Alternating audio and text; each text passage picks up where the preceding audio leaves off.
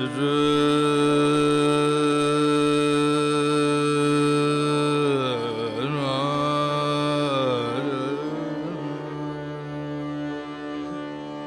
male cuckoo, drunk with the wine of the juice of the mango flower, kisses his beloved.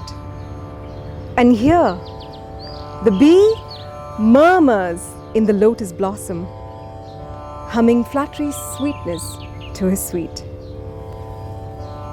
Kalidasa's Ritu Samhara describes Vasanta, spring, as the season of love. Good morning, namaskar, salam alaikum. My name is Shereen and welcome back to Season 2 of Malhaar's Morning Raga Spring Special. This program is brought to you by Petrochem Middle East and supported by Fabindia. In today's episode, I'm once again in the delightful company of Jogiraj Sikidar. Thank you, Shereen. Thank you. This Kalidasa was so beautiful, so beautiful. Absolutely. So without any further delay, I'd like to introduce you to the artists of this morning. Please welcome Shri Kaustuv Ganguli ji on Hindustani vocal, Shri Pradeep Chatterjee on Tabla, and Shri Manjeet Singh on Harmonium. Later in the show, we will be joined by famous percussionist all the way from Kolkata, Pandit Bickram Ghosh ji. Let's start by speaking to the artist about today's raga.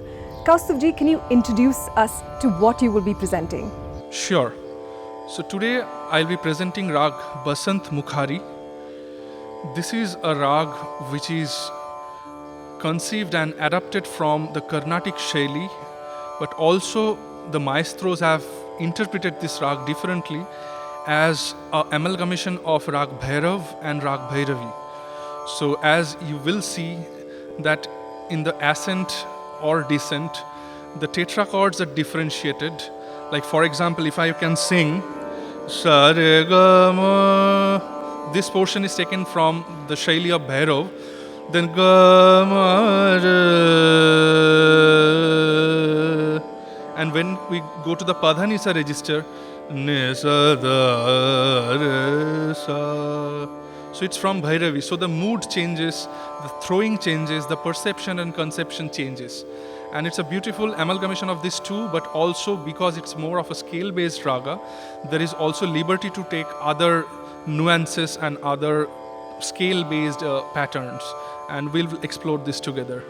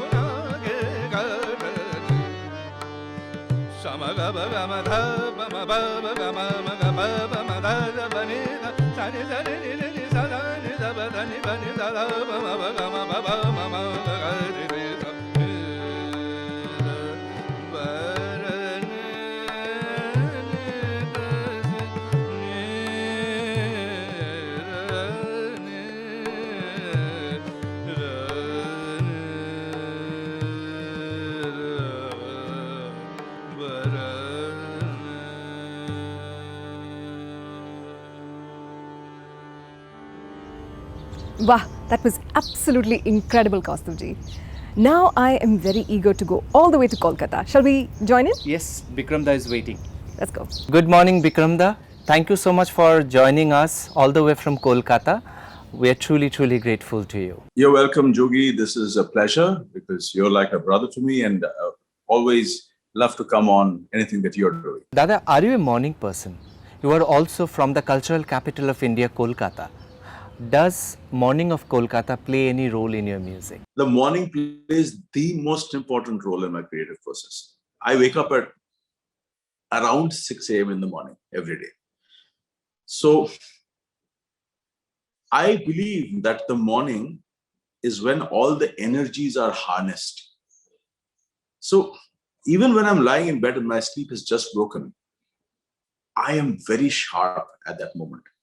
When I wake up and I sit down, have my morning cup of coffee, and I sit on the beautiful rays of the sun are floating into the room, or if I'm in my terrace, that's when I'm at my creative best. That's when all the ideas come to me.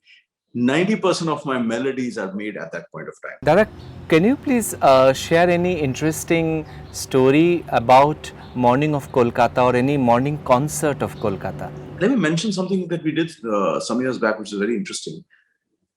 I was curating a series called the Live In series, which in Kolkata, it was a huge movement, a music movement. So we did some 400, 450 concerts under that for over a period of 4 years.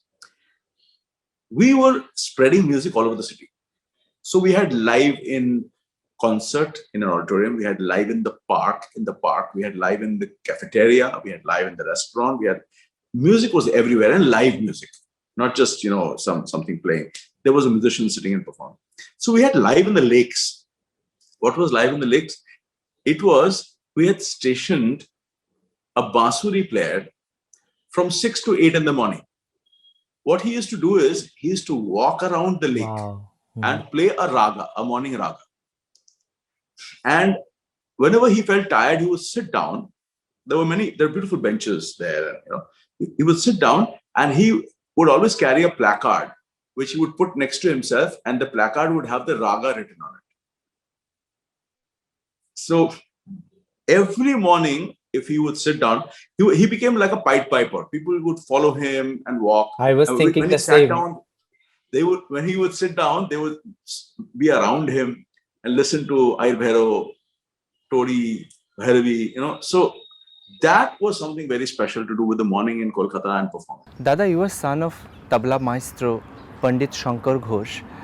When you started doing fusion concert, how was the response? How did you kind of manage to get out of the conventional way and create your own space in the fusion world? Jogi, that is a good question. That is a very relevant question, of course, and it needs to be answered. Excuse me. See, we have to remember that my father was a very versatile artist. He also created music of the drums in the 70s. Also christened the Calcutta Drum Orchestra, which was very, very famous those days. It was an all-drum orchestra where there were congas and drum kits and tabla tarang and dholak and khol and nal and what have you. Like a full array of drums. Baba had also collaborated with Ali Akbar Khan Sahib and John Handy in the 60s, saxophone, great saxophone player. So he was not of the mindset that music needs to be of one kind only, or only one kind of music is good and the rest of it is bad. No. Then I also, I was very lucky to be with the great Pandit Ravishankar Guruji for so many years, who also had a very open mind. And I was inspired by what I saw, what I heard, and different cultures, and understanding. I was seeing him play with so many different kind of genres. So he being a senior in the same field, also there was an influence there. But I think, like Zakirji once said, you hit the ball out of the park, man. So because I ended up doing so much of very commercial Hindi films, I'm still doing a lot of that. I think at the end of the day, when people are judging you, and that's what you were hinting at, that of course they judge you. Of course, once you've played with the likes of Pandit Ravishankar, Amjad Khan Sahib, Ali Akbar Khan Sahib, whatnot, and then suddenly you're seen on stage playing your body. There is criticism. There is a lot of criticism. But if you keep at it and you do it well, you do it in such a way that you do not compromise the dignity and the vidwat that you have. So when I do that, I am still doing it with a very specific purpose in mind, that I am bringing world music sounds into my mix. So body drumming is an African sound. It's an African tradition. So I am doing that in an Indianized way. Of course, people will criticize. People even used to call my father and say, "Hey, ki korche, what's he doing?" So, but that lasted all of maybe 5-6 years. Then when they saw this guy means business, Rhythmscape has been around, my band Rhythmscape has been around for 20 years now. And there is a huge youth-based fan following. They love it. And now the people who were the naysayers, so to say, are now saying yes, because it's been so long and because it's been liked so much, and Rhythmscape has been choreographed by so many hundreds and thousands of people, dancers, people have loved. So that has given a validation to this trajectory of my career. Dada, I have always noticed you are quite a rule breaker. Another thing that I have noticed, when you're performing with any classical artist in a traditional concert, mostly we see the main artist is sitting here and the tabla artist is sitting like this. But you have always made a position like, next to each other, which I really respect. Jogi, another very relevant question again. Thank you for asking me that. There was an issue in my head with the secondary status given to the tabla player. There was always that, because I don't see the point of it. When people used to come to see Ali Akbar Khan Sahab and my father, Pandit Shankar Ghosh, they would come to see it as a combo, as a combination. If they were watching Pandit Shiv Kumar Sharma ji and Sad Zakir Hussain, they were coming to see it as a combination, as a combo. What interaction happened between them would be the take home for the listeners. So, agar ye hai, so I understand that in that scenario, the tabla is playing an accompanying role, because the instrumentalist is leading the way, setting the raga, setting the tala, moving the gatkari into a certain kind of realm, playing the alap, all of that. But what I feel is that it often becomes very lopsided. It should not be so lopsided. Yes, of course, if I'm accompanying, then I am accompanying. So I don't sit like this. I sit like this. I sit diagonally. I don't sit like this, 90 degrees, but I sit diagonally, giving that respect to the person I'm playing with, because I am, at the end of the day, following his or her cue. But that doesn't mean that my work is secondary or tertiary, It can't so be. That is why that's why the rhythm is in the right hand side. It's the right hand of the. Yeah. So that, I think that balance is important. That how much, nobody's saying, let's make it 100 and 100. But if one is accompanying and doing a very, very relevant job on that day, then it should be 180 maybe, So that's what I felt. Then I also felt that it's important for me to do my own projects, to get tabla its center stage status. So for that, because we don't get always to play a lot of tabla solos, but with my band Rhythmscape, or with a lot of other acts, be it Drumscape, Drums of India, when the tabla is kind of the focused instrument, then people really, they look at it as, wow, what is this instrument? And tabla is one of the greatest drums in the world. It's an incredible drum. It's a monster drum. Dada, in the end, may I please request you to read probably a tukra or bol paran for our audience, please? I'm going to vocalize two compositions. Both, I want your viewers and listeners to visualize two stories. One story is the jungle, a big animal and a small animal. So the big animal is chasing the small animal, and the small animal, through the whole dynamics of the chase, finally escapes. How does it happen? It's a big animal.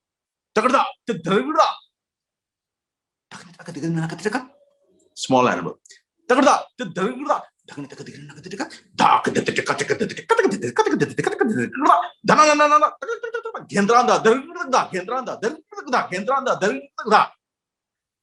So the Dhargda is the animal escaping. So that animal could be a rabbit or a deer. So uska चाल जो है वो fast है, छोटा है, चंचल है. The other one is man meets woman. First, the dynamics are very soft and very tender and loving and trying to impress each other. And then with time, the tone changes. So it's kind of funny. No offense meant, but it's funny.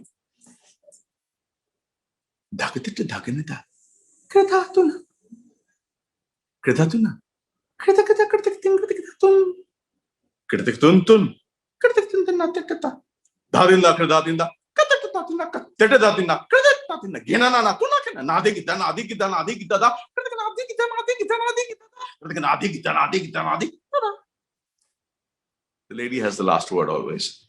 So that's a little. This is actually from Lucknow Gharana. It's an old composition, but these are things that Baba and I myself also, we have interpreted and made stories to relatable stories.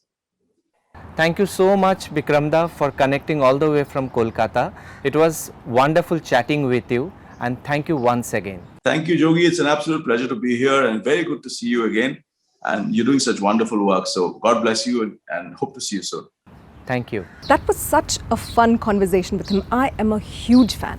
Same here. Oh my God, it's such. Bickramda is such a great, not just an artist, but also, you know, to be with him, you learn so much from him. Absolutely. So shall we go to our last segment? Absolutely. I'm going to invite Kaustuv ji to introduce his last gift for the day. Can we hear something along the same flavor? So in the end segment, I'll be presenting a Chota Khayal in the same Rag Basant Mukhari. And as we are all in the spring, this is also saying the same Barnan of a morning with the peacocks calling and people engaging in their own households and prayers. So let's all pray together in the Drut Khayal Rag Basant Mukhari.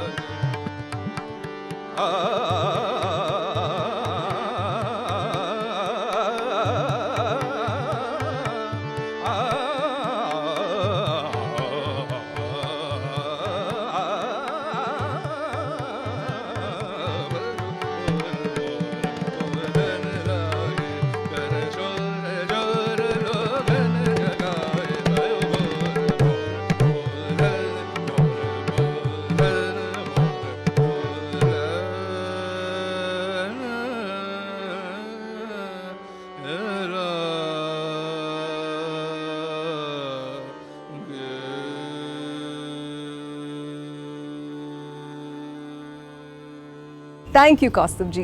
We hope you really enjoyed today's musical gift. We did. And don't forget to follow us and join us again next week, same time on Saturday. Till then, namaskar. Salam alaikum. This program was brought to you by Petrochem Middle East and supported by Fabindia.